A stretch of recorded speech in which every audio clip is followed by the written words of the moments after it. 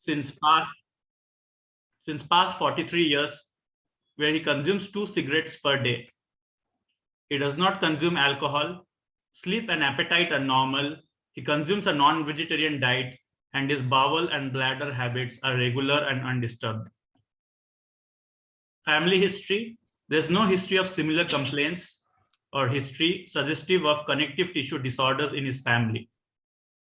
Treatment history: the patient regularly takes salbutamol inhaler since being diagnosed with COPD the past 10 years. Allergy history: the patient does not have any known drug allergies.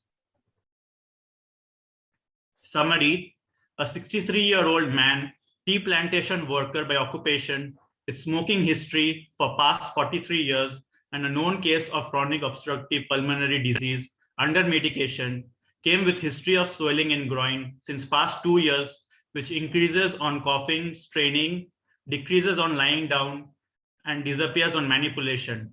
It has been gradually increasing in size and now extends into the scrotum. There is history of mild dull aching pain in the groin since past 4 months, which aggravates on coughing and straining, but relieves on lying down. Before you go on to the physical examination, Yes, sir. I have certain few points to be clarified, doctor. Yes, sir. What is this individual's education? So he said he has studied till class 7, sir. That's what he said. Class 7. Now, all right. Now, to clarify this chief complaint, how Yes, could you sir. tell, see, as you know, all of you, chief complaint, history of presenting illness, at least early part of the history of presenting illness should be in the patient's own language, isn't it? Yes, sir. By and large. Now, groin is a medical terminology. So, do you think this Mr. XYZ would have told there is swelling in the groin? You know, there are certain subsets of examiners who might object to telling, how could you tell groin? That's a medical term.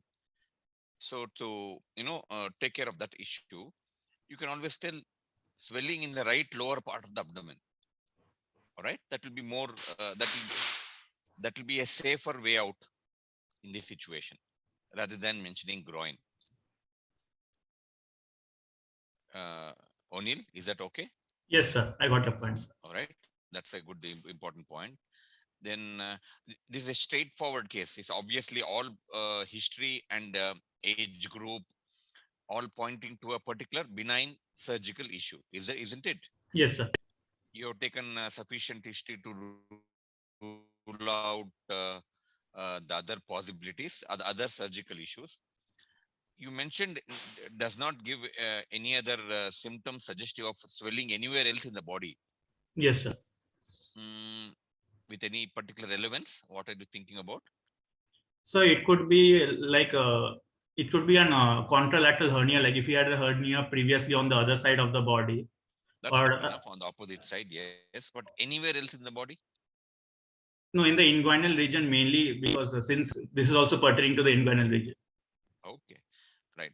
Now, you were mentioning about connective tissue disorders. Uh, what connective tissue disorders were you thinking of at So like undergraduate level? Hmm. there are some congenital hereditary collagen vascular disorders, so which could run in families. So it can predispose them to hernia, sir. Okay, like, can you give an example? Like like a prune belly disorder, sir. Prone belly disorder. Those are all rare, isn't it? Yes, sir. But still, I wanted to rule them out. Okay, so he's alcoholic, he's having COPD, and you didn't ask any history of recurrent pain abdomen or distension abdomen? Sir, I had mentioned in the history, sir, there is no history of any abdominal distension, sir. Abdominal distension. Okay. All right. Yes. No history of abdominal pain or distension, vomiting. Okay, right. Means you thought of a possibility of a subacute intestinal Yes, sir. obstruction, correct? Obstruction, sir. Yes, sir. Okay. Okay. No history of cough. Yes, no history of lower respiratory tract constipation, chronic cough, smoker, lower abdominal. What is that in particular that you're looking at? No history of any lower abdominal surgeries. So I wanted to rule out any appendicectomy, sir. So you can straight away tell, na? Because yes, individuals can be operated for SPC, right? Or because of a large bladder stone, which would not be relevant to this patient past history, trying to tell that the possible diagnosis in mind. So you can mention no history of open appendicectomy. All right. So now that would give a different perspective, right? So specifically, you can ask Okay. no history of no history of open appendicectomy in the past. That would be fair enough. All right. Otherwise, yeah, I think anybody has anything else to point to? You can go on with the physical examination. Yes, doc. General Yes, at physical the end of, examination. I'm sorry to interrupt you. At Yes, the sir. end of your history, what do you think this Mr. XYZ is having? What is the problem that do you think he's suffering from? So I think he has a groin hernia, sir. Groin hernia. All right. Commonest groin hernia? So inguinal hernia. Inguinal hernia. All right. What are the other possibilities that you can keep in mind? Yes, everything points to inguinal hernia in this case, isn't it? Yes, sir. Increase in size, reduce down. But there was a question, any such situation where there's sudden increase in size? So like in case of any More obstruction. Okay, so it would be relevant, sudden increase or swelling which doesn't decrease. That would be more relevant. All right. Yes, you're mentioning something. Go on. Yes, sir. Like if it's non-reducible, so that goes like it can still be a hernia. It can be an irreducible hernia. But like we have some other entities, for example, since it's a scrotal swelling, it extends till the scrotum. We can think of hydrocele, varicocele. You can think of hydrocele, varicocele. Okay, but varicocele may not attain such huge size. Okay, so no history of trauma. Did you mention no history of trauma? Yes, sir. All right. What is that intent with any particular issue? No history of trauma. So like trauma can lead to hydrocele, like secondary hydrocele. That's not very common, but yes, possibilities are there. Or even a hematoma, which can get infected, or hematoma there in that region, blunt injury. That's okay. Yes, we'll proceed. Yes. With your physical examination. General physical examination. After taking informed consent, the patient was examined in a well-lit room with adequate exposure. The patient is conscious, cooperative, and well-oriented to time, place, and person. He is moderately built and well-nourished. He has a body mass index of 24.8 kg per meter square. His height is 160 centimeters, while his weight is 65 kgs. His pulse is 86 beats per minute, normal in volume, and has a regular rhythm. His blood pressure is 136 by 86 millimeters of mercury, measured in the supine position in the right arm. Respiratory rate is 15 cycles per minute. He is afebrile. There is no pallor, icterus, cyanosis, clubbing, generalized lymphadenopathy, or pedal edema. So here, before you go on to your physical examination of a local examination, you should always mention such of the patients this patient was examined in the standing position and in the supine position. In the standing position. So actually, I've mentioned that for the local examination. Oh, at local examination you mentioned? Yes, sir, before beginning local examination. That's good enough. All right, go on. Local examination. The patient was examined in standing and supine position and was adequately exposed from the umbilicus till the mid-thigh. Inspection. a pyriform shaped swelling present over the right inguinal region, which extends from above the medial half of the inguinal ligament down till the scrotum, which is approximately 6 into 3 centimeters in size. The skin over the swelling is normal. The swelling expands on coughing, and there is no visible peristalsis. The opposite side inguinal region appears to be normal. The penis is slightly pushed towards the left side. So this is the picture of the Yes. Go on. palpation. A swelling of size 6 into 3 centimeters is present above and medial to the pubic tubercle, extending into the scrotum up till the upper pole of the right testis. There is no tenderness, there is no local rise of temperature. Inspectory findings are confirmed. The swelling is soft and elastic. It is not possible to get above the swelling. The testis is felt separately from the swelling. Expansile cough impulse is present. The swelling can be reduced manually with a gurgling sound. Deep ring occlusion test. The swelling does not appear.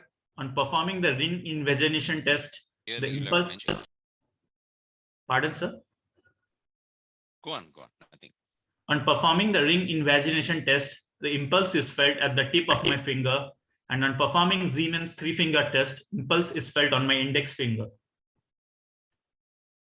Now, you must clearly mention deep ring occlusion test. Patient was made to sleep and in the supine position after reducing. Then you would be able to clarify and tell whether this is a indirect inguinal hernia or a deep inguinal hernia. Got it? Whether it's indirect inguinal hernia or a direct inguinal hernia. And regarding Siemens test, even though Das mentions and it's a classical undergraduate teaching that at the impulse is felt at the index finger, tip, etc. It is very subjective, Still clinically, what we rely on is the complete reducibility and more so on the deep ring occlusion test. These two will be giving us more clarity on what type of inguinal hernia it is.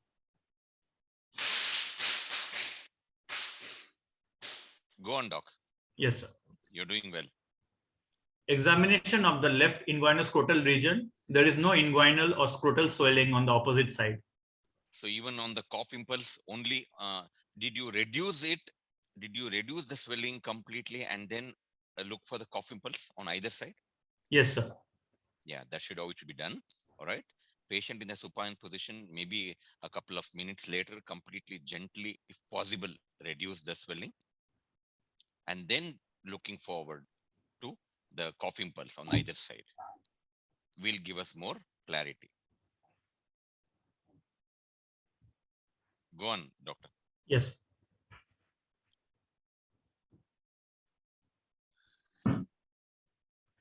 Examination of the abdominal muscle tone.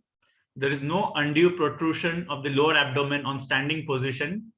No malgagninous bulgings are seen. The tone of the abdominal muscles is normal. Where do you look for Malgagnis bulgings? So when we, it's generally seen when we suspect direct hernia, so we'll look above the medial half of the inguinal ligament. So if there are swellings which appear over there, bulgings. So Malgagnis bulgings are seen. So they're a sign of a poor tone. So it's usually seen in the elderly individuals. Yes, sir. More on the flank region. Yes. All right. That's the reason why in the elderlies, the commonest inguinal hernia is a direct hernia. Direct inguinal. Right? Yes, so sir. Malgagnis bulgings are elongated bulges seen in the visible commonly in the flanks more so. All right? Yes, sir. And seen in the elderly males. Right? They're Yes, also sir. called as pseudo hernias because they look from the far or on inspection, they look like some bulgings. That's why it's called Malgagnis bulgings. And they can be, they're very, very commonly bilateral. Go on, doc. Examination of the external genitalia. Scrotum, the skin is normal. Testis, both the testes are normal and are palpable. Spermatic cord is normal. Penis, it's normal. There is no phimosis. Meatus is normal. There is no discharge. Urethra is normal with no strictures. Inguinal lymph nodes, they are not enlarged on either side. On performing digital rectal examination, the prostate is normal. Did you mention about the palpation of testis? Sir, I had mentioned in the in the local examination that the testis is palpable separately, sir. So both the testis are palpable. They are soft and supple. You must add on that. Okay, sure. Sir. Couple of words, because that gives clarity. You know, you Sure, are sir. sure that you have looked for it, and then is it all right? Sure, sir. You're mentioning skin of the scrotum is normal. So in what situations will you find the scrotal rugae absent?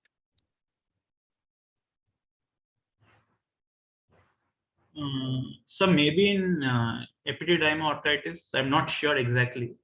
Yes, they can be in large inguinal hernia. The skin of that right hemiscrotum or left hemiscrotum can be stretched. Other, as mentioned, in infect cellulitis of the scrotal wall, and in any subcutaneous infections of the scrotal wall, that part of the rugae can be absent. All right. Any acute inflammatory conditions of the scrotum.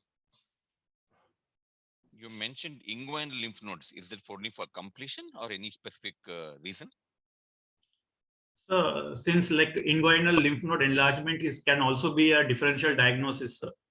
But Plus not, it can show us if there is any infection. Size, not to such huge size, which having cough impulse, isn't it? Yes, sir. But lymph node like status should always be. Yes, no. Your examination is correct. It's complete, but it's many a times it can be for completion and to just rule out that you look for it also. That clear? Yes, sir. Go on. What else did you look for in rectal examination? What was the intention of doing a rectal examination in this individual? So first of all, since he is an elderly person, 63-year-old, like though he does not complain of any lower urinary tract symptoms, but still I wanted to rule out BPH, which could lead to, which can be a predisposing factor for the hernia. It can be, yes, in males more commonly, but this chap is 55-year-old, correct? So 63 years old, sir. 63-year-old, yes. You must also mention the so like you looked for any bleeding. No. You should look for mucosa. Anal mucosa is normal on rectal examination. There was no fissure. There are no external hemorrhoids. Mucosa appears normal. However, in this patient, in this ailment, you were pointing to prostate. So no prostatomegaly. Yes, sir. All right. Yes, actually, I thought the Fisher's finding was irrelevant in this case. That's why I didn't mention it, sir. No, but for completion, sure, sir. There's no prostatomegaly. Sure. Mucosa, rectal mucosa is normal. That would be better. That would sound better. Sure, sir. Okay, go on. Coming to systemic examination, respiratory system, respiratory movements are equal on both sides with bilateral and equal air entry. The breath sounds are decreased bilaterally with prolonged expiration. Bilateral rhonchi are heard with no crepitations. Yes, sir. You should have brought up abdominal examination after rectal examination. You finished. Actually, since he's COPD patient, that's why, sir. That's fine. Keeping in mind. Okay, either way. Okay, go on. Abdominal examination. There are no scar marks. There is no palpable mass. There are equal respiratory movements in corresponding quadrants. There is no tenderness, no ascites, and bowel sounds are present. No mass palpable. would be more important. No hepatosplenomegaly. No, you can clearly mention straight away. You know what you're looking for. You know the your diagnosis is very glaring right from your chief complaint, and it's more confirmed when you come to general examination, isn't it? Yes, sir. So when you saw him, you are sure about the diagnosis.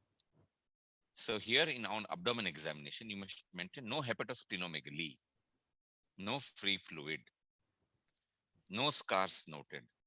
Corresponding quadrants of the abdomen move equally with respiration. Bowel sounds were normally heard. Go on. Cardiovascular system examination, first heart sound and second heart sound are heard, no murmurs heard. Central nervous system examination, no focal neurological deficit seen. So summary, sir. Yes. A 63-year, just a second, sir.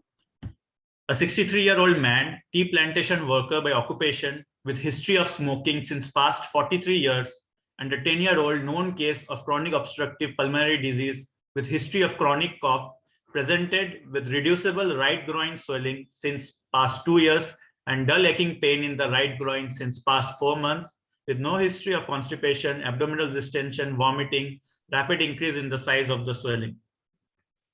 On examination, a pyriform shaped, non-tender, reducible, right-sided inguinal-scrotal swelling, which lies above and medial to the pubic tubercle, with expansile cough impulse and deepening test is positive for indirect inguinal hernia. Provisional diagnosis would be right-sided, indirect, incomplete, uncomplicated enterocele with COPD. Why are you mentioning that it's enterocele? What are the points in favor of enterocele clinically? So first of all, in this case, when I was palpating it, so it was feeling very like elastic and soft in consistency. And when I tried to reduce it, so initially it was difficult to reduce it, sir. But later on, like it was very easy, relatively easier to reduce it. Hmm? And on auscultation, also bowel sounds could be appreciated, sir. Vowel sounds could be appreciated. Okay. What are the other possibilities? It could be the content. So it could be an omentocele. So what is the commonest content? So I think Bleeding. so. So I think so. Enterocele is the. It could be either omentocele or enterocele. Difficult, but clinically at the moment you can either mention it. See, he doesn't give any history of recurrent pain, no distension. No distension, sir. Yes, so and long history, Yes, and sir. combined with a history of cough, smoker, and also a manual laborer, isn't it? Yes, sir. Tea plantation worker. So yes, so possibilities are that still he doesn't have any situation suggest signifying that he had a complication of the existing problem anytime, right? No Yeah, complications. so it could be, yes, difficult to tell, but to argue also. But by and large, possibilities are that could be omentum or it could be intestine, right? The content will be only decided intraoperatively, Yes, but sir. it can be either small bowel or omentum, Momentum. right?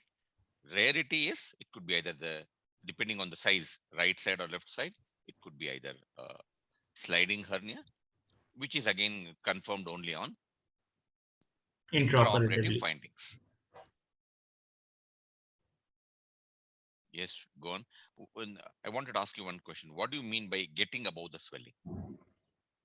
So basically, getting over the swelling, we'll do. It's a test where we want to distinguish and. So, doc, when a question is asked, refrain from telling basically, Okay.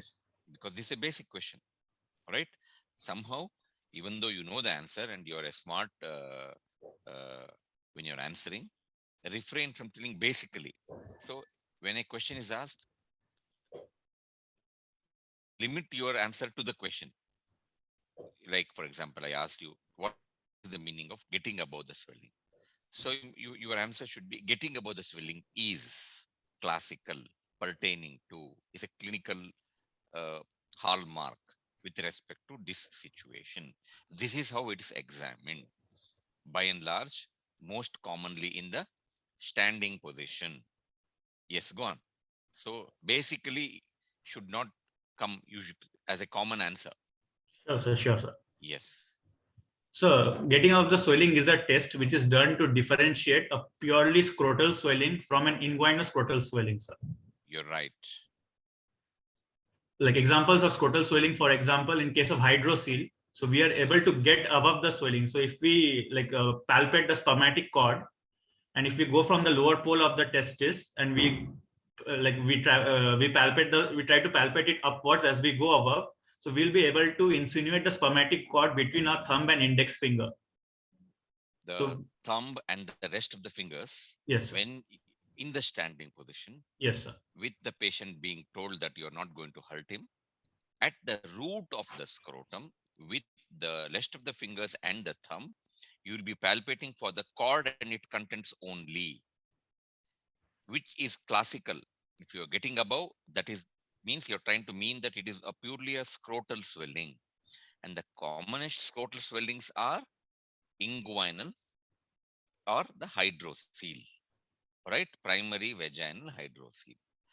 If you are looking at it and it's doesn't appear to be scrotal and it's inguinal scrotal and the coordinate structures are large, then or bulky, then it would mean that it's probably a inguinal scrotal hernia or a complete inguinal hernia, depending on the size, side, right or left. All right. Yes, sir. So yes, right-sided, indirect, incomplete. Why you're telling incomplete? So If you go because back to the picture, the can you hernia go does back? not extend till the inferior pole of the testis, so it's a funicular hernia, sir. It's not a complete scrotal hernia. So you're telling it's a funicular hernia. All Yes, right. sir. So on the standing position, if it's not coming to the base of the scrotum or to the, that is the correct word. All right. Yes, sir. Because pole of the scrotum, the pole of the testis is difficult to clinically assess. Okay, sir. All right. Because I mean, on inspection is what I'm trying to tell you. So when you see if it's complete to the scrotum, the full of the scrotum, that is the bottom of the scrotum, or the base of the scrotum, that would what it would mean that it is a complete. So you're trying to tell it's a incomplete. So it's indirect. No, why you're telling it's indirect? So I'm telling it's indirect because on inspection it was a pyriform shape. Well, that is a textbook description. No, have you seen any other pyriform shaped swellings? Pardon, Have sir, you I couldn't seen get you, sir. pyriform means what do you mean by pyriform? So like pear shaped, like it has a stalk and then it slowly becomes rounded at its distal end. Have you seen a pear? Yes, sir. Is it a Pear shaped. common fruit? Is it a Yes, sir. common fruit? Yes, sir. Is it a common fruit? It's So not a like common fruit. it's Only if yes, you sir. go to the, only if you go to the market, if you should be, or you should probably see for it here. All right. So here it is. There is a fullness in the region of the inguinal region. Yes, it's inguinal hernia right from the start. There's no doubt about that. So there's a fullness there. So and it doesn't come down to the base of the scrotum. That's the reason why it's indirect. Right? Yes, sir. What are the other tests that confirm that it's indirect and it's not direct hernia? So the deep ring occlusion test, sir. Yes, that's most important because otherwise his age, he's 63. Yeah, more likely to be direct inguinal hernia at this age. Exactly. Yes. Yeah, go on. You're telling about deep ring occlusion test. Yes, so on How do performing you the deep. identify? How do you identify the deep ring? So first of all, I need the deep ring will be situated like 1.25 centimeters above the mid inguinal point. Yes. So first, I need to trace and point the anterior superior iliac spine. Mm-hmm. Then I need to trace the pubic tubercle, Mm-hmm. and then I need to the pubic symphysis, and then I need to draw a straight line which joins the 2 points. And then if I Pubic take the symphysis and antisupplex spine. iliac spine, Yes. and then if I draw a straight line joining these 2 points and take the midpoint of that line, so exactly Yes. half an inch above that midpoint is the deep inguinal ring. Would be the deep ring. Yes. So when you occlude that, and it's usually occluded with the thumb. Thumb of the. All right. Yes, after you made the patient to sleep. So in the supine position with the hernia, if it is reduced, then you occlude it with your thumb and you ask the patient to cough, isn't it? Yes, sir. So what was the finding? Sir, in this case, I saw that the swelling does not come out. All right. Okay. Right.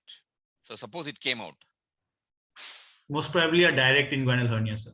direct Because it comes out, it's showing me that it's coming out through the Hasselbalch's triangle instead of the deep inguinal Hasselbalch's vein. triangle. Good. Good. Yes. So your diagnosis, this, I don't think you can offer any differential diagnosis, isn't it?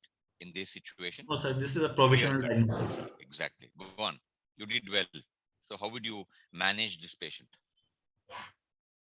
So first of all, I need to take him up for surgery because it's a hernia. So the only management is surgical.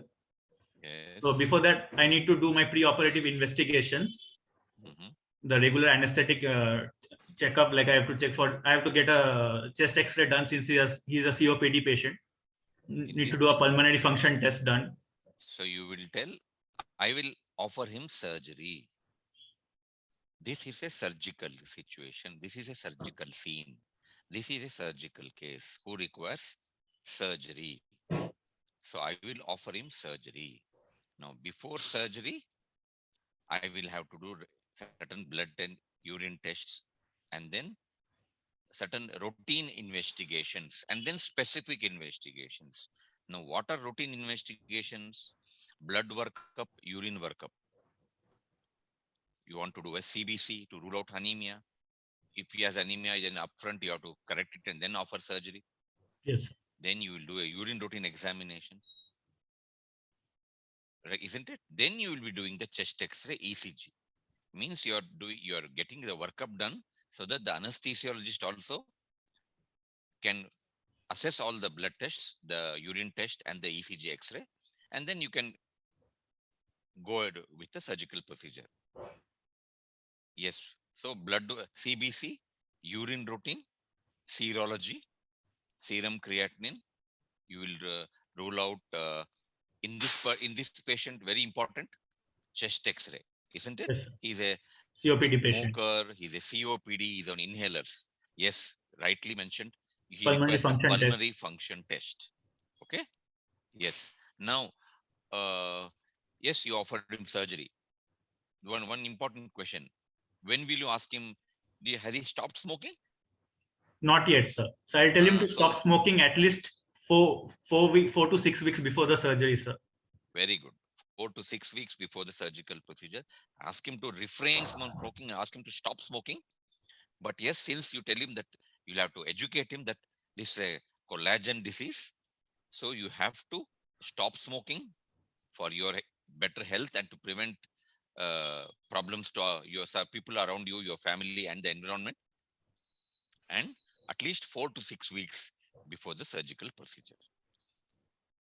Yes, what surgical procedure is that you're having in mind? Sir, I'd like to offer him Lichtenstein's tension-free mesh hernioplasty, sir. Lichtenstein. So it is Lichtenstein. So it's Lichtenstein's tension-free mesh repair. So what is this Lichtenstein's tension-free mesh repair? So basically, we'll place a mesh over the posterior defect. So all of you should refrain from telling basically. Oh, sorry, sir. Yes, sir. Okay, yes. I mean, this thing is unknowingly, subconsciously, you'll be telling this. Basically, coming to, going to.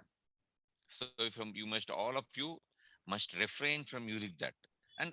And when a question is asked, if you don't know the answer, it's a good idea to tell, sorry, sir, I'm not able to understand the question. Sorry, sir, I don't know. The examiner can move on to the next question. So refrain from telling basically, right? Yes, sir. Yes, doctor. Yes, go on. You're telling something. Sir, in Lichtenstein's tension-free mesh hernioplasty, yes. I will put a mesh over the posterior defect and try to cover it up. so that I prevent I'll push the hernial first of all I have to push the hernial sac and its contents inside. So what anesthesia will you see? You are the surgeon, so you are the captain of the ship. You are Okay, the sir. director here in the situation. So if has patient has walked into your outpatient department, you have made a clinical diagnosis, you have discussed with the family, you have educated them, and you have convinced them for a surgery, right? Yes, sir. Now they have come back with all the necessary investigations. You have posted him for surgery. So what is the anesthesia you will be asking your anesthesiology colleague for? Standard at undergraduate level. So in this case, preferably spinal anesthesia since he's a So smoker. regional anesthesia, Yeah, right? since he's a Yes, this can smoker. be done under local, this can be done as an outpatient procedure, but at an undergraduate level, since this is a common examination case, a long case at that, a regional anesthesia, that is spinal anesthesia, subarachnoid blockage, that would be a good enough. That's the standard treatment that should be mentioned. So spinal anesthesia, right? So in your, when you prepare the OT list, Mr. XYZ, 63 male, ward number, ward, the IP number, right-sided inguinal hernia. Procedure, Lichtenstein's hernioplasty. Now, what antibiotic will you be asking and what size of the mesh will you be asking for? I need to give him prophylactic antibiotics. So When, yes, when will you give prophylactic antibiotic? preferably 30 minutes to 1 hour before the surgery. Yes, what is mentioned is 15 to 20 minutes. That is the Like maximum. 2 half-lives before the 2 half-lives of the antibiotic. Yes, there is something called as MIC, maximum inhibitory concentration. Concentration. So from the recovery room, if you give 15 to 20 minutes time, so when you make your incision, that is the time when the antibiotic will be around there. Clear? So it is 15 to 20 minutes before the surgical procedure. You know, what antibiotic is that you have in mind? There are so many antibiotics available on the counter and in the hospital pharmacy.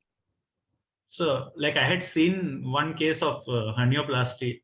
Yes. In that patient, they were giving cefazolin, sir. Good. So cefazolin is first generation cephalosporin. Pardon, sir, I couldn't get you, sir. Cefazolin is a first generation Cephalosporin. Yes, sir. So that's good enough. If a patient does not have any allergy, after giving a test dose, you give the full dose and then shift the patient. By the time spinal anesthesia is given, that's a good enough time. Yes. So what size mesh would you be asking for? I'm not sure of the size, sir. Okay, right. There are standard sizes, right? 3 into 6 inches polypropylene mesh is what should be used. All right. Yes. So do you know about the surgical procedure? Have you, since you have seen, do you want to tell about the surgical procedure? Because as this is standard must-know undergraduate clinical scenario, inguinal hernia, the diagnosis, differential diagnosis, how would you offer, what is the procedure, what do you look for, how do you make the incision, anesthesia, etc. Yes, doc. So in the surgery, basically they will, sorry, sir. In the in the surgery, like they were putting the Lichtenstein's mesh over the posterior wall of the inguinal canal, so that it. So you reinforce Yes, the sir. Reinforcement. posterior wall of the inguinal canal. All right. So where is the incision made after your anesthesia is given, prophylactic antibiotic is given? So where is it that you make the incision? So it was like parallel to the inguinal ligament, sir. Parallel to the inguinal ligament. Yes. Where? Like So it's roughly, again like I don't know the exact. 1.25 centimeter, again a line joining the pubic symphysis and the And the anterior anterior iliac left. spine. That will be a groin crease incision. No. It's called as a groin crease incision. All right. It's a transverse incision depending on the habitus and the build of the patient. So Will is be it the allowed. same as the Lanz incision, sir? Lanz incision is different. Lanz incision is different. Groin crease incision for inguinal hernia is different. Okay.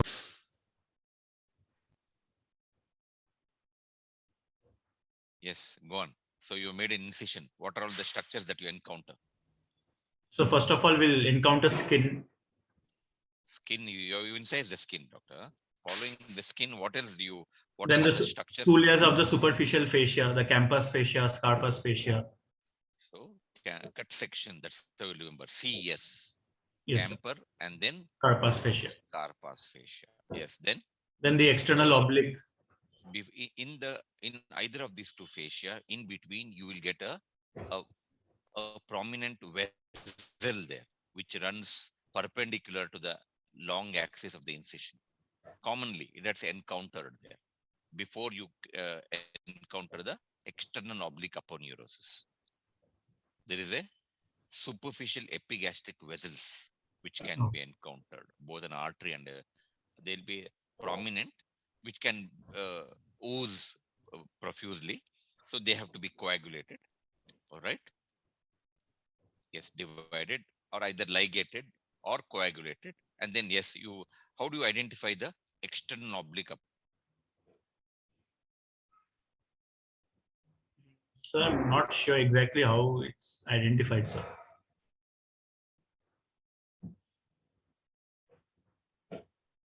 Okay. External oblique aponeurosis will be visible like a glistening white structure. Oh. Right. And it will be running in the line of your incision. It will be running. Right. So that is how you identify the external ring and then make an incision, open the inguinal canal. You identify the coordinate structures, deliver the coordinate structures, confirm whether it is direct or indirect inguinal hernia, confirm the contents by identifying the peritoneum, separating it from the coordinate structures. And once you identify the contents, you reduce it, then you ligate the peritoneal sac. That's called as herniatomy. So once you do the herniatomy, now begins in this elderly age group, there is weakness of the posterior inguinal canal. All right. So this is indirect means it's been there for a long time and presented in adult Presented life at this stage, yeah. for this gentleman. Yes. So here again you have to doubly check for the possibilities of a direct Pantaloon inguinal hernia. hernia. Weakness. Yes, there can be a pantaloon hernia also. In which case you will not be opening the direct sac. You'll be only plicating it with a non-absorbable suture material, preferably Prolene. How do I identify different colors? Any idea, doctor? Since you have been to the theater and you told me that you have Pardon, sir? seen the surgical procedure, you should also be knowing how to identify colored suture materials. So the violet color is Prolene. No. Prolene is always blue color. Yeah, I mean, So they are color coded for easy identification. Right? Now, as you know, suture material can be natural, can be synthetic. synthetic, In either of the natural or synthetic, they can be absorbable or non-absorbable. non-absorbable. Yes, so delayed absorbable that is routinely used now is polyglycolic acid material called as Vicryl. The blue colored material that you are mentioning of, doctor, is Prolene. That is a synthetic non-absorbable material. Okay, that's used to anchor the mesh at certain classical sites. All right. And Yes. also Prolene material is used to plicate, to strengthen the posterior inguinal canal. Now, after suppose there is no direct hernia, even a few stitches with Prolene non-absorbable material can be used to strengthen the posterior inguinal canal. And then the mesh is placed fish-tailed at the deep inguinal ring, anchored to classical 3 to 4 sites, and then the external oblique appendage which is opened is again sutured with a non-observable suture material. And then the subcutaneous tissue and the skin is sutured. Yes, doctor, any other doubts that you have? No, sir. What are the types of hernia that you know of? Like inguinal hernia, femoral hernia, Yes. obturator hernia. So you can classify as congenital, acquired, common, uncommon, rare. In the anterior abdominal wall, with respect to the anterior abdominal wall, Ventral hernias. midline, ventral hernia, midline hernia, lateral hernia. In the midline, you've got epigastric hernia, you've got subxiphoid hernia, you've got umbilical hernia, then you've got incisional hernia, ventral hernia, right? Yes, sir. Yes, you're mentioning about groin in the first chief complaint. Yes, sir. There are examiners who may ask you, what are the boundaries of groin? That you must be knowing. Because if it's a case of an inguinal hernia, it's a very straightforward case.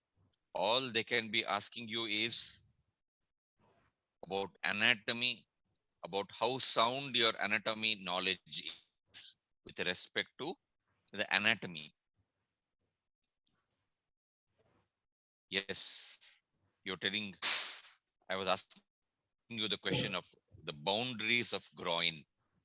So groin is the part of the body between the lower abdomen and the upper medial part of the thigh. Yes. So the lower portion of the anterior abdominal wall. Yes, sir. So thigh is inferior. Yes, sir.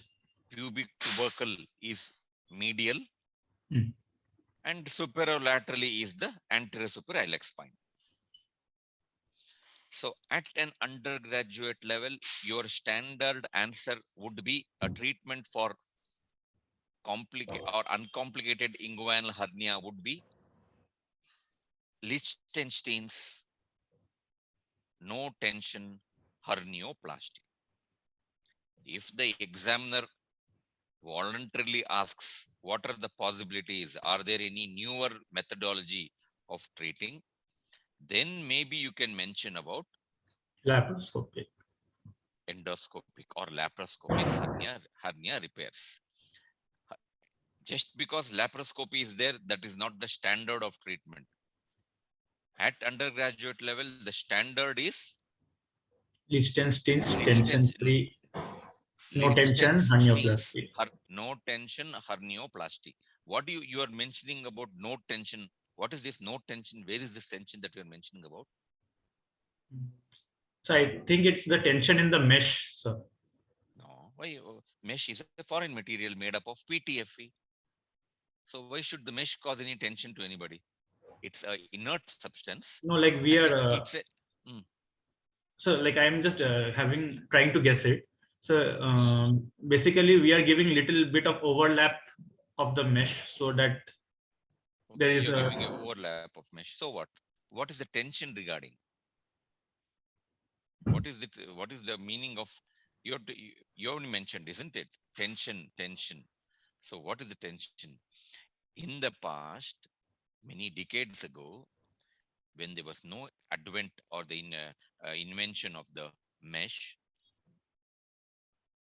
they were using non-absorbable or even absorbable suture material, what is called as tissue repair. So the conjoint tendon on the medial and the inguinal ligament on the lateral side were both approximated. So there would be tension between in the posterior inguinal canal.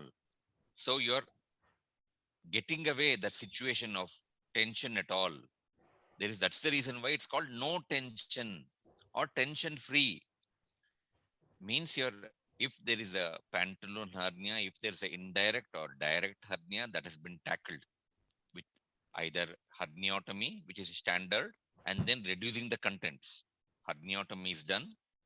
Now there is a weak posterior, that is the floor of the inguinal canal is weak. So you are plicating it with non-absorbable suture material. Now, after plicating, you have got the laterally, you've got the inguinal ligament and medially, you've got the conjoint tendon. So here you're not approximating them at all. This was what was done in Bessini's and the modified Bessini's surgical procedure. That is why it is called as tension-free mesh repair. All right. Either you'll tell tension-free mesh repair or you'll tell No tension. Lichtenstein's hernioplasty. Now, if there's any further qualification and asking clarification by the examiner, what do you mean by Lichtenstein? Then you can mention. It was designed in, no, what is the meaning of Lichtenstein? Who is this person? Or is it a place? What is it? So I think so. It's the name of the person who discovered this technique. No. Liechtenstein's is a place in Just like Europe. Scholdi's. It's a place in Europe, close to Amsterdam. Okay. So it's a place there. It's not any individual. Okay. So that's important. So it was designed there. It evolved from that place. That's why it's called Liechtenstein's hernioplasty for inguinal hernia. There's a question here. Can you please explain herniorrhaphy? Herniorrhaphy is no longer done. Suppose this individual was 15-year-old. Because of the age, there would be obviously no laxity in the tissue, or the posterior inguinal canal would not have been weak. So herniorrhaphy was done in the yesteryears, decades ago. Scholdi's, Bessini's, when there was no mesh available. So if this individual was 18-year-old, 16-year-old, if there's inguinal hernia, all you would do is herniorrhaphy. But for an adult patient at this level, it's a inguinal hernia is a must-know clinical scenario. So you will tell hernioplasty. But suppose this patient is a pediatric patient, a simple herniorrhaphy would suffice. Is that clear? You're strengthening, that's all. All you're doing is strengthening the posterior inguinal canal. Is that clear? So hernioplasty means herniotomy is standard. Then depending on the age group, if it's an elderly individual, anything more than 20 years, a mesh has to be placed. It's an implant for life.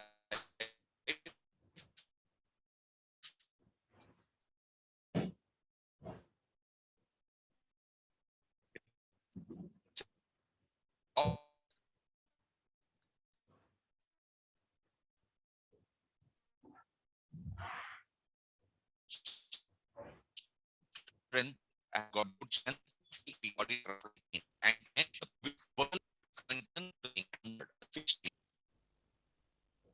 yes, there's a question. Liechtenstein's for indirect inguinal hernia. Liechtenstein's surgical procedure is the standard, gold standard at the moment with respect to undergraduate students, and only for both direct and indirect inguinal hernia. Period. That's it. That's about it. Is that clear? For inguinal hernia at undergraduate level, the gold standard is Liechtenstein's hernioplasty.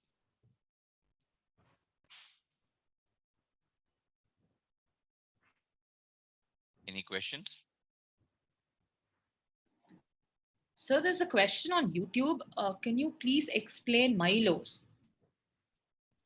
Mylos. MYLOS. MYLOS. MYLOS. What does that mean?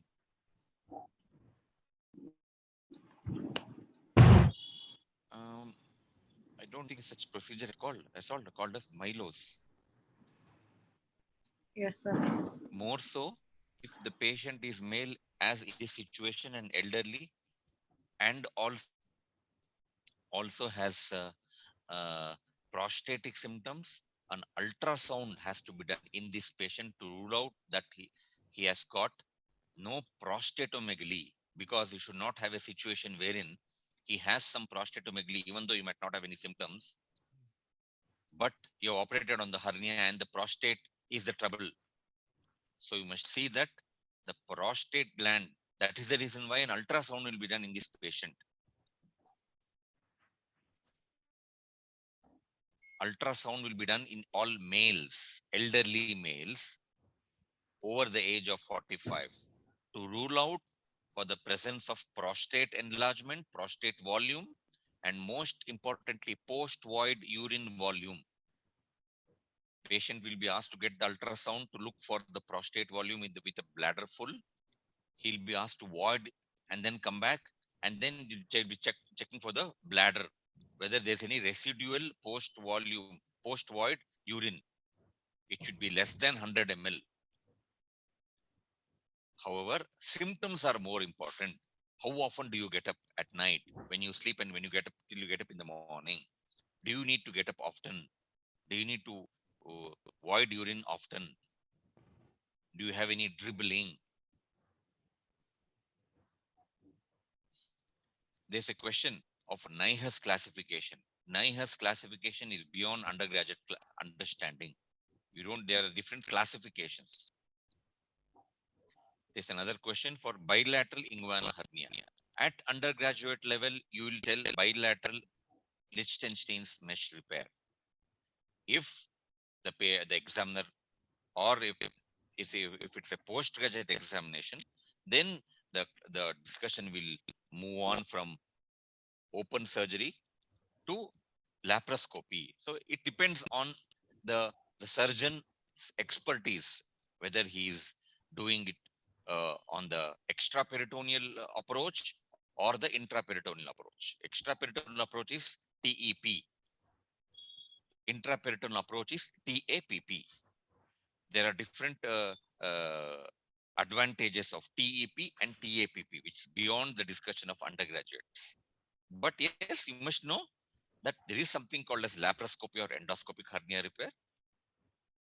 And depending on the surgeon's expertise and the training, because there is steep learning curve in both TAPP, that is trans-abdominal preperitoneal, and the TEP type of mesh repair. There's a question mini and sublay repair. I don't think sublay repair has any play.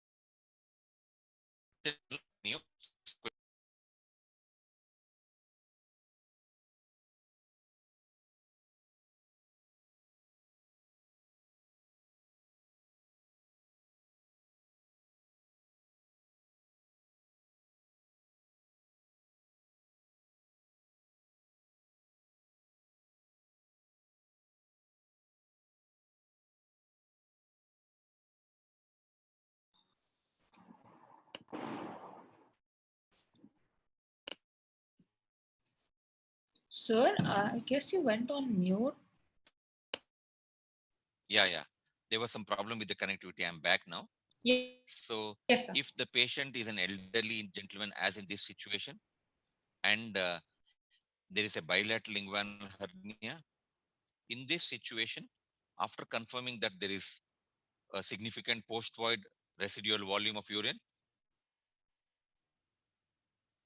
and he's refracted to medicines, ideal would be prostate surgery first, that is TURP.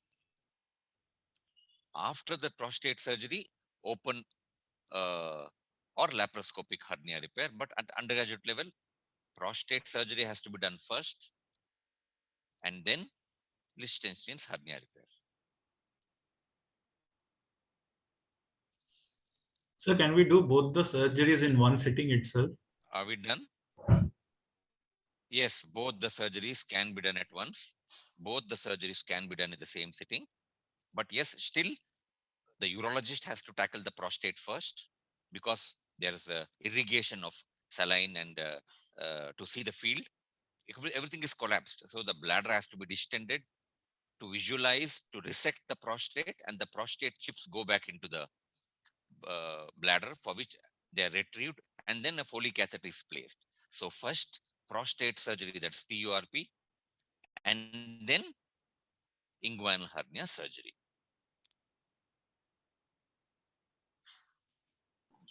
I think that's the end of the YouTube questions and the Zoom questions, sir. So before concluding, would you like to give some advice or ending remarks on the presentation? Yes, to refrain from using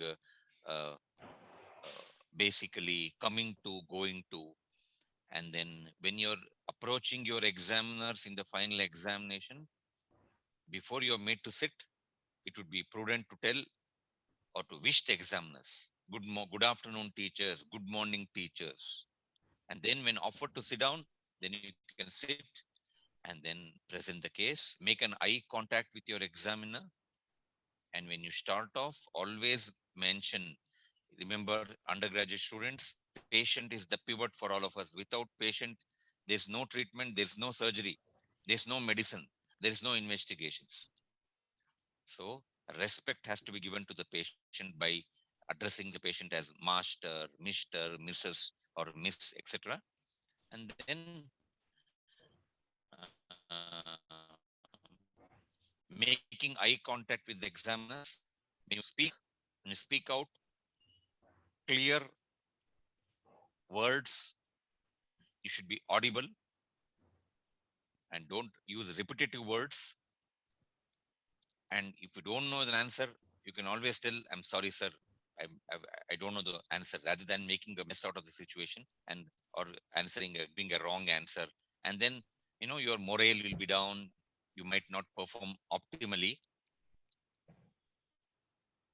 And yes, at the end, make a statement like provisional clinical diagnosis. Refrain from telling clinical impression. Impression is always given by artists, visual artists. So a surgeon, a physician, an undergraduate student will be giving a provisional clinical diagnosis with his anatomy, physiology, pathology, with his experience. He'll be giving a provisional, and it should be a clinical diagnosis, not a final diagnosis. A final diagnosis, remember, is only on the discharge certificate or the discharge summary that the patient needs to carry home or when he comes back for follow-up. So at an undergraduate level, you will be telling, my provisional diagnosis is, or in a given scenario, I would like to offer a differential diagnosis. My probable first diagnosis would be, and then go forward. When you come to management, means investigation and treatment. Management is at investigations, always routine investigations, which are done before the patient needs to, before the patient is admitted to the hospital. Specific investigations are those which will confirm your clinical hunch. It could be an ultrasound, it could be a soft tissue scan, or it could be a CT scan, or whatsoever investigation. Also remember, simple, cheaper investigations first. Invasive, costly investigations next. Good luck to all of you. Thank you very much, sir, for taking your time to mentor us for today's session. We got to learn a lot from you, sir. There are many basic concepts and questions that go unanswered and that we don't think of, which you have answered today. Thank you very much, sir. Thank you very much. I'd like Thank you. to thank our presenter, Mr. O'Neill Akash Biswas, for the presentation today. Thank you very much. Yes. Thanks. Thank Thanks to the you. entire team. Jai Hind. Bye-bye. Good night, sir. Good night.